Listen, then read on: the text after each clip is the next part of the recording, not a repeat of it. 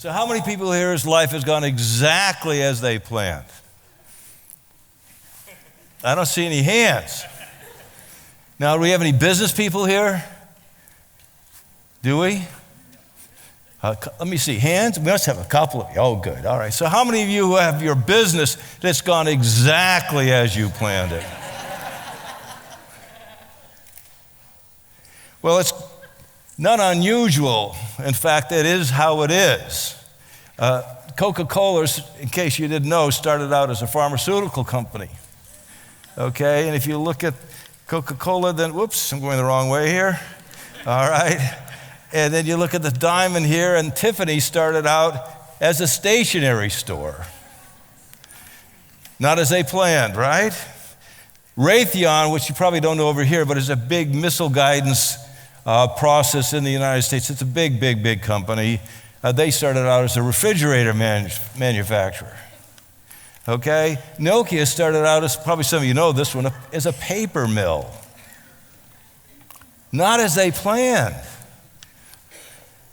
Teflon is from DuPont. They started out as an ammunition and an explosive company.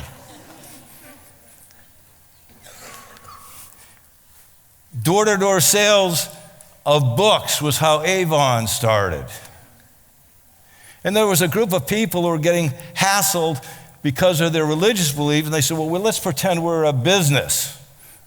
Okay, and so they started a company called Oneida, which is huge in the flatware in the United States. It's huge. So they didn't start out as planned. So the whole idea behind this is that we're going to talk about what is really going on, okay, and it's really about perspective. Okay, and we're going to talk about immutable theories. So perspective, so let's put this in perspective, okay? You're a little human being. Everyone here a human being? I hope, right? So if you are, you're on a little spaceship called Earth. It's really a dirt ball, okay? And how fast is it going? It's going 67,000 miles an hour. You're on it. And it's rotating. And it's rotating at 1,000 miles an hour if you're at the equator. So, you guys feel it? Not really, right? But what we've got to look at is if you start to understand that this little dirtball planet is part of 9 planets in a little solar system. And what I'm trying to do is give you a little different perspective on you as a human being and expecting to go as you'd like it to go. Okay, so we got a little solar system. It's now in the Milky Way, and there happens to be 100 billion stars in the Milky Way. Now, when they found a second, basically, Milky Way, they couldn't call it that, so they initially called it basically an island universe, because you had this little universe called the Milky Way, and then you had another one over here, and in between you had all this black, so it looked like islands. Eventually they came to the name of galaxies. Well, then we got the Hubble, whatever you call that thing, telescope, and guess how many galaxies they found? 125 billion. So let's put your person in perspective. Okay, and if you want to look at it, if you were studying a caterpillar, you could study it forever. If you wanted to study a caterpillar, but if you really want to understand scenario butterfly, you can't be looking at it from your little tiny perspective. It's not how it works. So I'm asking you to just get a bigger perspective, and we're going to now look at these things called immutable theories. Now, these immutable, in case you don't know what that word is, I even looked in the dictionary to make sure I was right, okay? Immutable means it doesn't change. It's there. It's eternal. And so if you start to look at it, it's a theory that works always. It doesn't go on vacation. It just works. If we start to look at this from the point of view of leverage, it always works. It doesn't matter what you use for a lever. It doesn't matter what you use for a fulcrum. It always works. So you've got to take a look at this from the point of view that there are a bunch of these theories. Now, guess what? As far as we know, every one of these immutable theories is throughout the universe. From what we can tell, leverage works any galaxy, anywhere, as far as we can tell. They've not found anything that's an exception, okay? So that if you go through eternal, inaccommodative, and then the last thing is, because they're so predictable, you can mathematically express them. So what does this have to do with anything? A lot, okay? So how many people here have ever thought experience was a great teacher? Anybody here think experience is a great teacher? Come on, I see hands. Great. My dad used to have a saying. He said, experience is the best teacher. It should be. It's the most expensive. So I grew up saying, I'm going to have lots of experiences, right? Well, then there was this gentleman named Demming who went to Japan right after World War II, and what was made in Japan was what? What was it? Was it good? No, it was junk. Very poor quality. So then Demming started working with him with a different theory. And they started building what products are what? Now made in Japan is what?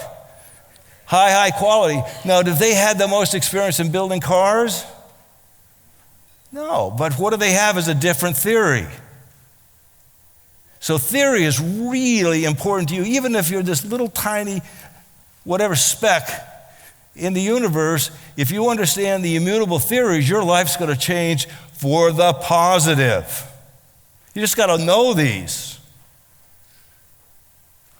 And so Demming was this guy who was so incredible that U.S. News and World Report, which in the United States is a big news magazine, said he was one of the 9 hidden turning points of all history. Along with the birth control pill, the Apostle Paul, he was the only business person. So what happens when you have a theory? You ask very, very, very different questions. So the purpose of this talk is for you to leave here asking very, very different questions.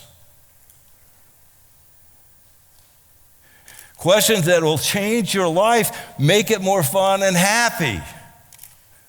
Way better than, it didn't go the way I wanted it. Okay, so if you ask different questions from a space of a different theory, when you ask different questions, you get different answers. You get different answers, you then look at different strategies. And if you take different strategies and act on them, you're going to get different outcomes. That's what Demming did in Japan with statistical process control. So theory is really, really important. Now, there are a lot of theories.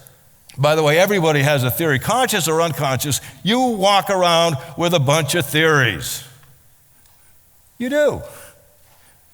Everybody, by their theory, understands the world. How do you know which theories are any good? How do you know? You test them, and what? If it has the predictable outcome, then it's a good theory. All right, so let's take a look. Well, you might as well start with the universe's immutable theories. Don't you think that would, because what? If they're immutable, what? They always work. Leverage always works. So if you're looking for predictable ones, let's take the universal ones. That's what we want, is the universal ones, and build your life around the universal theories. Then the universe supports you so elegantly, it's shocking. There was lots of these talks today. You know, Sandy McDonald. I mean, her whole thing deals with one of the total immutable theories, and it deals with procession. She went, to get money? She went on the internet, and what did she end up doing is changing the world. And you people stood up, and she was fantastic. You look over here, Peter, a principal. I don't know if you know, but Peter is dyslexic. He can't read anything. He's the principal. Now, how does he qualify as a principal? You can't read.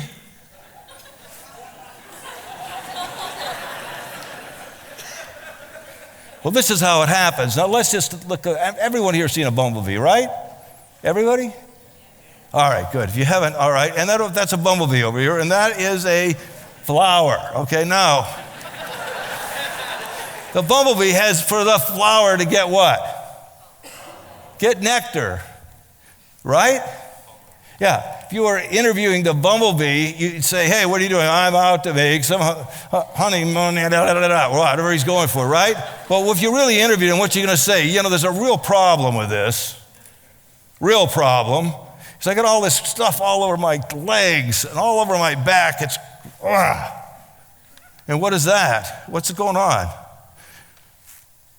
It's cross-pollinating what the planet. But it's at 90 degrees at the direction it's going.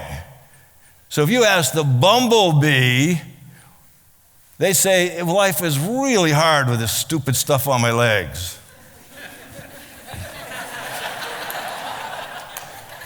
My life isn't working the way I thought it should. It's not designed to work the way you thought it is. So stop that. Sorry, don't get pitiful. Just be thankful that you're awake to the theory. Now, by the way, the theory doesn't give a damn if you learn it. Doesn't. It's going to work anyway. So you don't have, this is an interesting idea. This is not an idea. This is a theory that's immutable, and it works whenever you're in motion. Okay, so you start to look at procession. It works if you drop a pebble into water and it goes out at 90 degrees. That is procession. If you start to look at how the orbiting an Earth orbits, because it's a body in motion and it's a procession. Otherwise, we'd fall into the sun. These things work. So what does that have to do with you, right? Okay. Well, you're human, I hope, most of you. All right. And look, you're after the money. Isn't that what you're after? Hey, I got to get my money. All right? So what? You're going for the goal of the money. Right? I mean, that's what it's about. Earn your living. Okay, so start looking at this stuff and saying, well, you know, when you're going for the money, all of a sudden other things start to happen. Okay, at 90 degrees of your flight path, you know, we've now got the world's richest human being 50 years ago could not have the medical care that you have. The average person now has way more because people are going in motion for the money. Same thing with what's going on in communications. 20 years ago, the richest person in the world doesn't have the computing power that you have. And that's all going at 90 degrees at the direction that you're going. So your true purpose is not what you think it is. These people whose hands have stood up for the guy, the principal who can't read, the lady who went for the money and what? And been clothing and helping these people. And the whole thing is processional. That's how the universe works. Okay, so I want to do this. So you set a goal, right? Everybody here said, anyone ever set a goal in this room? All right, so what do you have to do? Can it be a goal to be sitting in the chair you're in? No, you're already in it. So where do you have to be? No, where do you have to be? You have to be what? A goal has to be somewhere you're not, right? This isn't it. You meet God and you say, you know, I sort of liked him, but it was a little pushy. You know, I mean, whatever. This isn't it. You're designed. Why are you designed that way? That keeps you in motion. And if you're in motion, you're in procession is happening. So you want to know what the secret of life is? This isn't it. Is it? So you're going to spend the rest of your life playing this isn't it game. And enjoy it. Okay? Because it isn't it. If it is it, you're going to be dead. Because you won't be in motion. Now, every night, Buckminster Fuller, probably the brightest mind in the century, okay, of 20th century, he would keep track of all these happy surprises. You think it's an accident that you ran into so-and-so. It's an accident that somebody called you. That's not. That's procession. Watch for it. He kept track every night, and then he would look for the trends. He'd look for the trends and start to see, what does the universe have in store for me that I'm not conscious of and that I'm missing? So it happens out of the corner of your eye. So you set your goal. If you get there, okay, set another one, because you got to stay in motion, because that has nothing to do with what's going on. It's that what's going out of the corner of your eye is where the excitement is. That's what's really going on. And if you look at, you got a teacher now, processionally, what he's doing, the lady, I mean, all these great people didn't start out. They had some stupid goal that got them in motion.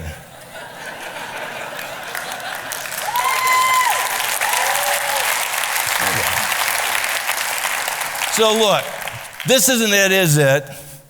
Stay in motion and watch what's going on out of the corner of your eye. Thank you very much.